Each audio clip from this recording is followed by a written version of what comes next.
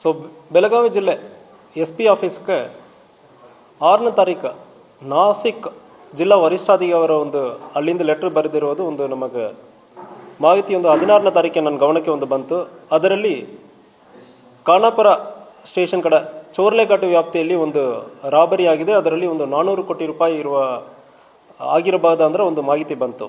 So ಇದು ಹಿನ್ನೆಲೆ ಏನಂದರೆ ಇದರಲ್ಲಿ ಲೆಟರಲ್ಲಿ ಬಂದಿರೋದು ಒಂದು ಕಿವಿ ಮಾತಲ್ಲಿ ಬಂದಿರೋ ಒಂದು ಮಾಹಿತಿಯಲ್ಲಿ ಸಂದೀಪ್ ದತ್ತ ಪಾಟೀಲ್ ಎಂಬುವರನ್ನು ಅಕ್ಟೋಬರ್ 22ನೇ ತಾರೀಕು 2025 ಸುಮಾರು 3 ತಿಂಗಳ ಹಿಂದೆ ಒಬ್ಬನನ್ನು ಕಿಡ್ನಾಪ್ ಮಾಡಿರ್ತಾರೆ. ಕಿಡ್ನಾಪ್ ಮಾಡಿರೋರು ಯಾರು ಮಾಡ್ತಾರೆ ಅಂದರೆ ವಿಶಾಲ್ ನಾಯ್ಡು ಎಂಬವನು ಕಿಡ್ನಾಪ್ ಮಾಡ್ತಾನೆ. ಇವನು ವಿರಾಟ್ ಗಾಂಧಿ ಎಂಬರ ಸೂಚನೆ ಮೇರೆಗೆ ವಿಶಾಲ್ ನಾಯ್ಡು ಗೋಟಿ ಏರಿಯಾಕ್ಕೆ ನೀವು ಬನ್ನಿ ಅಂದರೆ ಸಂದೀಪ್ ದತ್ತ ಪಾಟೀಲನ್ನು ಕರೀತಾನೆ. ಈ ಸಂದೀಪ್ ದತ್ತ ಪಾಟೀಲ್ ಗೋಟಿ ಏರಿಯಾಕ್ಕೆ ಹೋಗುವ ಸಂದರ್ಭದಲ್ಲಿ ಅಲ್ಲಿ ವಿಶಾಲ್ ನಾಯ್ಡು ಮತ್ತು ಅವನ ಜೊತೆಗೆ ಇದ್ದ ಕೆಲವೊಬ್ಬರು ಇವನನ್ನು ಒಂದು ಫಾರ್ಚುನರ್ ಗಾಡಿಯಲ್ಲಿ ಕಿಡ್ನಾಪ್ ಮಾಡಿಬಿಟ್ಟು ಅಲ್ಲಿನೇ ಒಂದು ಹೊಡೆಯುತ್ತಾರೆ. ಹೊಡೆದುಬಿಟ್ಟು ನಮ್ಮಲ್ಲಿ ಸುಮಾರು ಒಂದು ಅಕ್ಟೋಬರ್ 16ನೇ ತಾರೀಕು 2025 ಒಂದು 400 ಕೋಟಿ ರಾಬರಿ ಆಗಿದೆ. ಅದರಲ್ಲಿ ನೀವು ಕೂಡ ಭಾಗಿಯಾಗಿದ್ದಾರೆ ಅಂದರೆ ನಮಗೆ ಡೌಟ್ ಇದೆ, ನೀವೇ ಮಾಡಿದಿರ ಅಂದರೆ ಹೇಳಿ ಹೊಡೆಯುತ್ತಾರೆ. ಹೊಡೆದಾದ ಮೇಲೆ ಅವನನ್ನು ಬಿಡ್ತಾರೆ. ಸ್ವಲ್ಪ ಟೈಮ್ ಆದಮೇಲೆ ಅವನನ್ನು ಮನೆ ಸುತ್ತಮುತ್ತ ಹೋಗಿ ಫಾಲೋ ಅಪ್ ಮಾಡ್ತಾರೆ. ಸೊ ಅದು ಮುಗಿದ ನಂತರ ಅವನಿಗೆ ಮತ್ತೆ ಕಾಲ್ ಮಾಡಿ ಇರ್ತಾರೆ. ಮತ್ತೆ ಕಾಲ್ ಮಾಡಿ ನಮಗೆ ಅದು ಸಿಕ್ಕಿರುತ್ತದೆ ಅಂದರೆ ಹೇಳಿ ಮಾಹಿತಿ ಹೇಳಿರ್ತಾರೆ. ಸೊ ಇದರಲ್ಲಿ ಇವನ್ ಕಡೆ ನಮಗೆ ಲೆಟ್ರ್ ಬರೆದಿರೋದಲ್ಲಿ ಈ ಲೆಟ್ರಲ್ಲಿ ಏನಿದೆ ಅಂದರೆ ಈ ಕಿಡ್ನಾಪಕ್ಕೆ ಕಾರಣ ಇವನು ಒಂದು 400 ಕೋಟಿ ರೂಪಾಯಿ ರಾಬರಿ ಮಾಡಿರೋದಲ್ಲಿ ಭಾಗಿಯಾಗಿರೋದಾಗಿ ನಮಗೆ ಬಂದಿದೆ ಅಂತ ಪೊಲೀಸರು ನಮಗೆ ಲೆಟ್ರನ್ನು ಬರೆದಿರ್ತಾರೆ. ಇದು ಚೋರ್ಲೆಘಾಟ್ ಅಂದರೆ ಬರೀತಾರೆ. ಇದರಲ್ಲಿ ಇದು ಬಿಟ್ಟು ಮಾಹಿತಿ ಯಾವುದೂ ಇಲ್ಲ. ಈ ಲೆಟ್ರ್ ಬಂದಾದ ನಂತರ ನಾವು ಇಲ್ಲಿಂದ ಒಂದು ನಮ್ಮ ಸಬ್ ಇನ್ಸ್ಪೆಕ್ಟರ್ ಮತ್ತು ಒಂದು 3 ಜನ ಮರಾಠಿ ಬರೋವರನ್ನು ನಾಸಿಕ್ ಜಿಲ್ಲೆಗೆ ಕಳಿಸಿದ್ದೀವಿ. 21ನೇ ತಾರೀಕು ಅಲ್ಲಿ ಹೋಗಿ ರೀಚ್ ಆಗಿರೋರು ಅಲ್ಲಿ ನಾಸಿಕ್ ಜಿಲ್ಲೆಯಲ್ಲಿ ಇರುವ ಪೊಲೀಸ್ ವರಿಷ್ಠಾಧಿಕಾರಿ ಮತ್ತು SIT ಟೀಮನ್ನು ಕೂಡ ಒಂದು ಇತ್ತೀಚೆಗೆ ಫಾರ್ಮ್ ಮಾಡಿರೋದು ಕಂಡು ಬಂದಿರುತ್ತದೆ. ಅವರ ಕಡೆ ಮಾತಾಡೋ ಸಂದರ್ಭದಲ್ಲಿ ಅಕ್ಯೂಸ್ಡ್ ಯಾರ್ಯಾರು ಕಿಡ್ನಾಪ್ ಮಾಡಿದಾರೋ ಅವರ ಕಡೆ ನಮಗೆ ಮಾತಾಡೋದಕ್ಕೆ ಅವಕಾಶ ಸಿಕ್ಕಿಲ್ಲ. ಆಲ್ರೆಡಿ SIT ಟೀಮ್ ವಿಚಾರಣೆ ನಡೀತಾ ಇದೆ. ಆ ಇಂಟ್ರಾಗೇಷನ್ ಅಫೆಕ್ಟ್ ಆಗುತ್ತೆ ಅಂದರೆ ಹೇಳಿಬಿಟ್ಟು ನಮಗೆ ಅವರ ಜೊತೆ ಯಾರು ಕಿಡ್ನಾಪ್ ಮಾಡಿದಾರೋ ಅವ್ರ ಜೊತೆ ಮಾತಾಡೋಕ್ಕೆ ಅವಕಾಶ ಇಲ್ಲ ಅಂತ ಹೇಳಿದ್ದಾರೆ. ನಾವು ಮಾತಾಡಿರೋದು ಸಂದೀಪ್ ದತ್ತ ಪಾಟೀಲ್ ಜೊತೆ ನಮ್ಮ ಪೊಲೀಸ್ ಅವರು ಹೋಗಿ ವಿಚಾರಣೆ ಮಾಡಿದ್ದಾರೆ ಮತ್ತು ಮಾತಾಡಿದ್ದಾರೆ. ಅವನು ಹೇಳೋದು, ಸರ್ ನನ್ನ ಕಿಡ್ನಾಪ್ ಮಾಡಿರೋರು ನನ್ನ ಕಡೆ ಹೇಳಿದ್ದಾರೆ, ಇಂತಾಗ ಒಂದು 400 crore ರಾಬರಿ ಆಗಿದೆ ಅಂದರೆ ಹೇಳಿದ್ದಾರೆ ಅಂತ ಹೇಳಿರೋದು. ಅವನು ಯಾವುದು ನೋಡಿಲ್ಲ. ನೋಡಿರೋರು ಪ್ರಾಬಬ್ಲಿ ಈ 4 ಜನ ಇಲ್ಲ. ಈ 4 ಜನವನ್ನು ಟೀಮ್ ಕಟ್ಟಿ ಇದು ಮಾಡಿರೋದು ವಿರಾಟ್ ಗಾಂಧಿ ಎಂಬವನು. ಇವರಲ್ಲಿ ಯಾರೋ ಒಬ್ಬರಕ್ಕೆ ಗೊತ್ತಿರಬೇಕು. ಅವರ ಬಗ್ಗೆ ಆಲ್ರೆಡಿ SIT ವಿಚಾರಣೆ ನಡೀತಾ ಇದೆ, ನಮಗೆ ಅವಕಾಶ ಸಿಕ್ಕಿಲ್ಲ. ಇದ್ರ ಬಗ್ಗೆ ನಾವು ನಿಮ್ಮ ಕೋಆಪರೇಷನ್ ಅಡಿಷನಲ್ ಇನ್ಫಾರ್ಮೇಷನ್ ಯಾವುದೇ ಇದೆ ಅಂದರೆ ಕೊಡಿ ಅಂದರೆ ನಾವು ಮಾಹಿತಿಯನ್ನು ಕೂಡ ಲೆಟ್ರನ್ನು ಕೂಡ ನಾವು ಬರೆದಿದ್ದೀವಿ. ಆಲ್ರೆಡಿ ಪರ್ಸನಲ್ ಆಗಿ ಹೋಗಿ ಭೇಟಿ ಮಾಡಿದ್ದಾರೆ, ನಮ್ಮ ಸಬ್ ಇನ್ಸ್ಪೆಕ್ಟರ್ ಪರ್ಸನಲ್ ಆಗಿ ಭೇಟಿ ಮಾಡಿದ್ದಾರೆ. ನಾನು ಕೂಡ ಈಗ ಲೆಟ್ರನ್ನು ಬರೆದಿದ್ದೀನಿ. ವಿಚಾರಣೆಯಲ್ಲಿ ಮಹಾರಾಷ್ಟ್ರ ಪೊಲೀಸ್ಗೆ ನಾವು ಸಂಪೂರ್ಣವಾಗಿ ಸಹಕಾರ ಕೊಡುವುದಕ್ಕೆ ರೆಡಿ ಇರ್ತೀವಿ.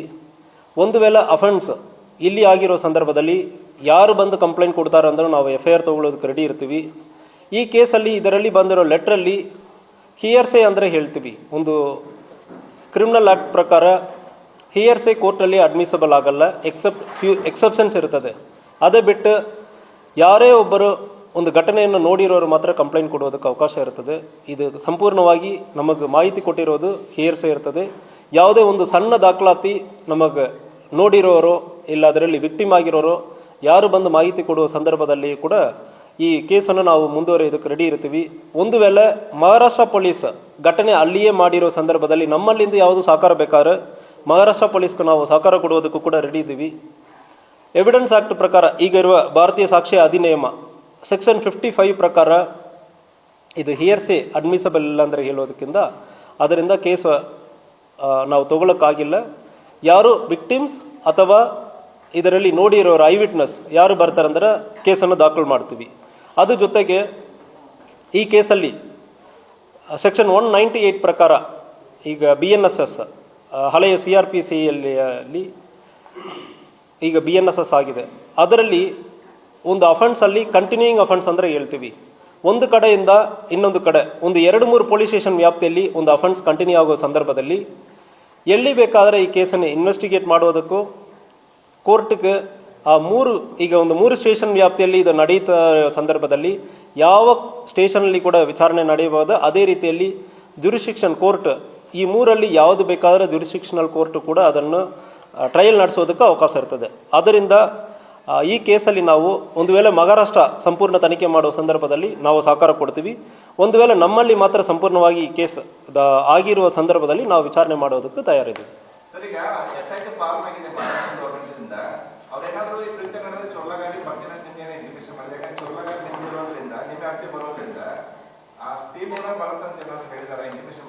ನಮಗೆ 6ನೇ ತಾರೀಕು ಒಂದು ಲೆಟರ್ ಆವಾಗ ಬರೆದಿರೋದು ಬಿಟ್ಟು ಬೇರೆ ಯಾವುದೇ ಮಾಹಿತಿ ಇಲ್ಲ. ಸೊ ನಮ್ಮ ಪೊಲೀಸರು ಮಾತ್ರ ಇಲ್ಲಿಂದ ನಾಸಿಕ್ ಹೋಗಿದ್ದಾರೆ. ಸೊ ನಮ್ಮ ಕಡೆ ಯಾವುದೇ ರೀತಿಯಲ್ಲಿ ಕೋಆಪರೇಷನ್ ಬೇಕಂದ್ರೆ ಇದು ಬೇರೆ ಯಾವುದೂ ಬಂದಿಲ್ಲ. ಅದಲ್ಲದೆ ಬೇರೆ ಕಾನ್ಫಿಡೆನ್ಷಿಯಲ್ ಮಾಹಿತಿ ಇರಲಿ, 2 ಕಂಟೈನರಲ್ಲಿ ಹೋಗಿರೋದಾಗಿ ಹೇಳ್ತಾ ಇದ್ದಾರೆ, ಅದ್ರ ಬಗ್ಗೆ ಮಾಹಿತಿ ಇರಲಿ, ಇಲ್ಲ ಯಾರು ಇನ್ವಾಲ್ವ್ ಆಗಿದ್ದಾರೆ ಅದ್ರ ಬಗ್ಗೆ ಡೀಟೇಲ್ ಇರಲಿ, ಯಾವುದು ಕೂಡ ಕೊಟ್ಟಿಲ್ಲ. ಜಸ್ಟ್ ಒಂದೇ ಒಂದು ಹೆಸರು ಮಾತ್ರ ಮೆನ್ಷನ್, ಒಂದು 3 ಅಲ್ಲಿ ಒಂದು ಪೊಲೀಸ್ ಚೆಕ್ ಪೋಸ್ಟ್ ಇಲ್ವಲ್ಲ ಸರ್? ನಾನು ಇದೇ ನೋಡಿದ್ದೀನಿ. ನೀವು ಅಬ್ಗಾಟಿ ಚೆಕ್ ಪೋಸ್ಟ್ ಬಿಟ್ರೆ ಒಂದು ಚೆಕ್ ಪೋಸ್ಟ್ ಇಲ್ಲ ಗೋವಾದಿಂದ ಬರ್ಬೇಕಾದ್ರೆ. ಅಂದ್ರೆ ಮುಂದೆ ಈ ರೀತಿ ಕೃತ್ಯಗಳಾದಾಗ ನಿಮ್ಗೆ ಮಾಹಿತಿ ಹೆಂಗ್ ಸಿಗುತ್ತೆ ಅಂತ. ಮತ್ತೆ CC ಕ್ಯಾಮ್ರಾ ಇದೆ ಸರ್, ಒಂದು TV ಸಂಬಂಧ ಇರುವಂತ CC ಕ್ಯಾಮ್ರಾ ಇದೆ, ಅದು ಇಲ್ಲಿ ಅಬ್ಗಾಟಿ ಚೆಕ್ ಪೋಸ್ಟ್ ನಲ್ಲಿ ನೀವು ಹೆಂಗ್ ಮಾಡಿದ್ರೆ ಆಗಿದ್ರೆ.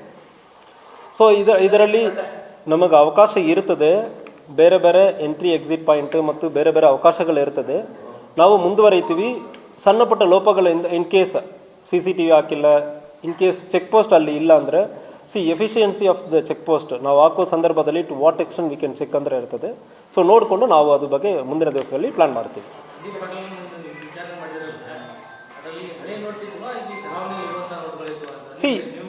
ಈ ಓಲ್ಡ್ ನೋಟ್ಸ್ ಅಂದರೆ ಮೆನ್ಷನ್ ಮಾಡ್ತಾರೆ, ಅದು ಹಿಯರ್ಸೆ ಬಾಯಿ ಮಾತಲ್ಲಿ ಅವ್ರಿಗೆ ಹೇಳಿರೋದಾಗಿ ಅವರ ಉದಾಹರಣೆಗೆ ಈಗ ಎಲ್ಲಿ ಬಂತಂದ್ರೆ ಸಂದೀಪ್ ಪಾಟೀಲ್ನನ್ನು ಕಿಡ್ನಾಪ್ ಮಾಡ್ತಾರೆ.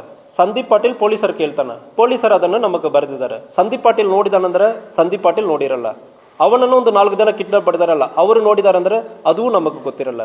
ಸೊ ಆಕ್ಚುಲಿ ಈ ಘಟನೆಯನ್ನು ಯಾರು ನೋಡಿದ್ದಾರೆ ಅಂದ್ರೆ ಮಾಹಿತಿ ನಮಗೆ ಮಹಾರಾಷ್ಟ್ರ ಪೊಲೀಸ್ ಕಡೆಯಿಂದ ಇದು ಬರ ಬಂದಿಲ್ಲ.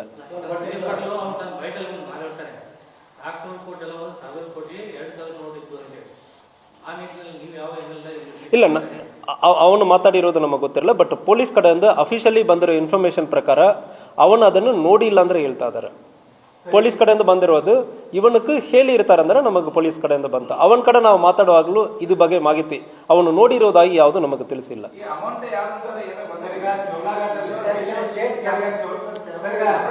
ಒಬ್ರೊಬ್ಬರಾಗಿ ಚೋರ್ಲಾಘಟ್ಟಲ್ಲಿ ಚೋರ್ಲಾಘಟ್ಟ ಅಂದ್ರೆ ಈಗ 3 ಸ್ಟೇಟ್ ವ್ಯಾಪ್ತಿಗೆ ಬರ್ತದೆ ಅಂದ್ರೆ ಹೇಳ್ತಾರೆ. ಇದು ನಮ್ದು ಮಾತ್ರ ಇಲ್ಲ, ಬೆಳಗಾಮಲ್ಲಿ ಬರ್ತದೆ, ಗೋವಾನಲ್ಲಿ ಬರ್ತದೆ, ಮಹಾರಾಷ್ಟ್ರನಲ್ಲಿ ಬರ್ತದೆ. ಇಂಥ ಘಟನೆಯನ್ನು ನೋಡಿರೋರು ಯಾರು ಇಲ್ಲ. ಘಟನೆಯನ್ನು ನಿಜವಾಗಿ ಆಗಿದೆ ಅಂದ್ರೆ ಫಸ್ಟ್ ಅದು ಅಸರ್ಟೈನ್ ಮಾಡಬೇಕು. 2 ಕಂಟೈನರ್ ಬಂದಿರೋದ್ರ ಬಗ್ಗೆನೂ ನಮಗೆ ಮಾಹಿತಿ ಯಾವುದು ಪೊಲೀಸರು ಇದು ಬರ ಕೊಟ್ಟಿರಲ್ಲ.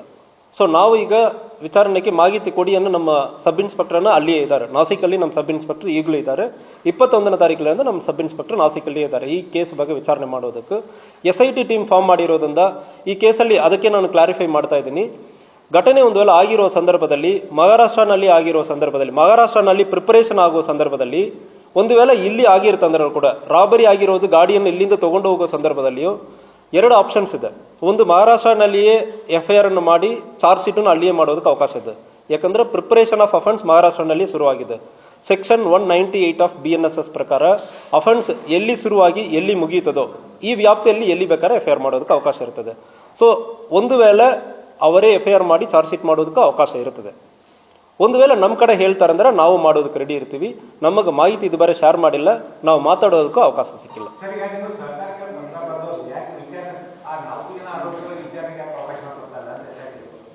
ಇಲ್ಲ, ಅದು ನೀವು ಅವ್ರ ಕಡೆ ಹೇಳಬೇಕು.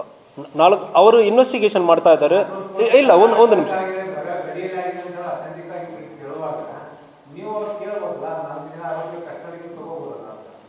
ಇಲ್ಲ, ಇದರಲ್ಲಿ ಫಸ್ಟ್ ಮಾಹಿತಿಯನ್ನು ನಮಗೆ ನೀಡಿದ್ದಾರೆ. ಇದು 6ನೇ ತಾರೀಕಿಗೆ ಬಂದಿರೋ ಮಾಹಿತಿ. ಅದಾದ್ಮೇಲೆ ಈ ಕೇಸ್ ಸೆನ್ಸೇಷನಲ್ ಆದ್ಮೇಲೆ they take it seriously. Government ಲೆವೆಲಲ್ಲಿ ವಿಚಾರಣೆ ಮಾಡ್ತಾ ಇದ್ದಾರೆ. SIT ಫಾರ್ಮ್ ಮಾಡಿ